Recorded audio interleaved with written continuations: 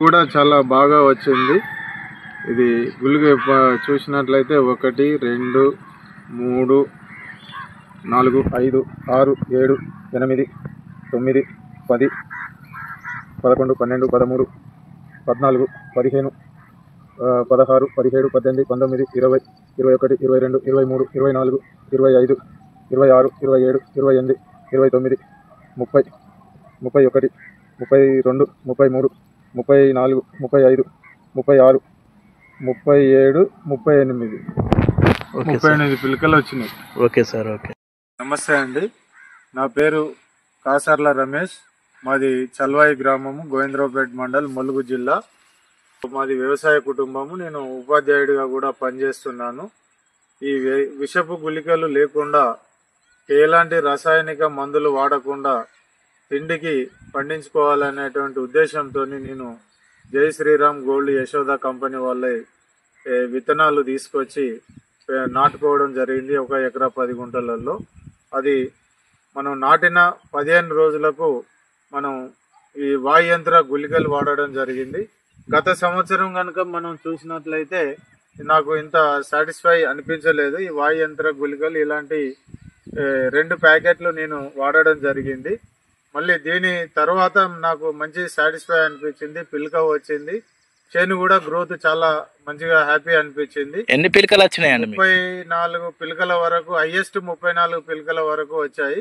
ఇంకా గట్లెంబడి కొంచెం కోతులు అటు ఇటు డిస్టర్బ్ చేసినా కూడా నా చేనుకి ఎలాంటి ఇబ్బంది లేకుండా ఉన్నది. తర్వాత చిన్న చిన్న తెగుళ్ళను గురించి కనుక చూసినట్లయితే ఈ వాతావరణం చల్లగా ఉండడము, మబ్బులు పట్టడం వల్ల మన వరి ఆకు కొసలు మాడుకుంటూ రావడం అనేది జరిగింది. దీనికి కూడా మనం కిరణ్ గారిని కలిసినప్పుడు ఏం చెప్పారంటే వాళ్ళు క్యూరెల్ ఇంపెల్ యాడ్ చేసి కొట్టమని చెప్పడం జరిగింది. అది కూడా నేను ఒక పంపుకు, ఇది ఒక 40 ml వాడాను, ఇది ఒక 50 ml పంపుకు, స్ప్రే పంపుకు కొట్టడం జరిగింది. ఇది నాకు ఇంకొక స్ప్రేకు సరిపోతుంది ఈ మందులు. ఇవి కొట్టిన తర్వాత నాకు వరి చేను అనేది చాలా గ్రీనిష్గా వచ్చింది. దారింట వెళ్ళే రైతులు కూడా సార్ ఏం వాడుతున్నారని వాళ్ళు అడగడం జరుగుతుంది.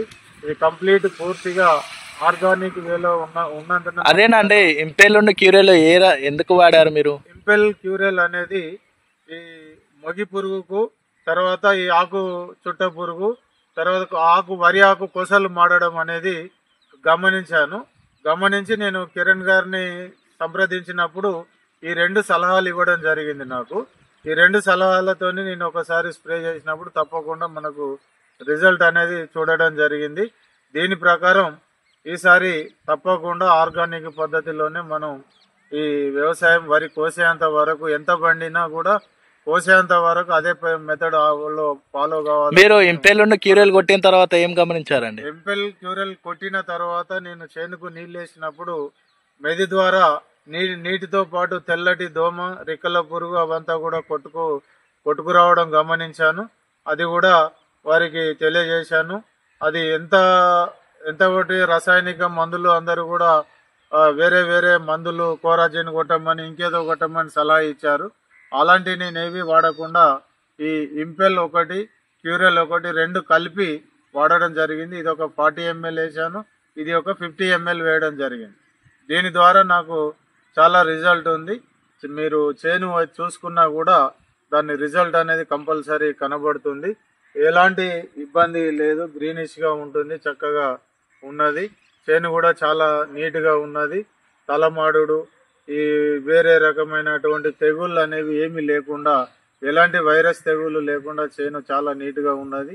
ఎందుకంటే వాతావరణం కూల్గా ఉంది కాబట్టి కొంచెం మనం కూడా యూరియా తగ్గించుకొని ఇవి స్ప్రే చేసుకున్నట్లయితే ఇంకా మంచి రిజల్ట్ ఉండడం అనేది జరుగుతుందని నా యొక్క భావన.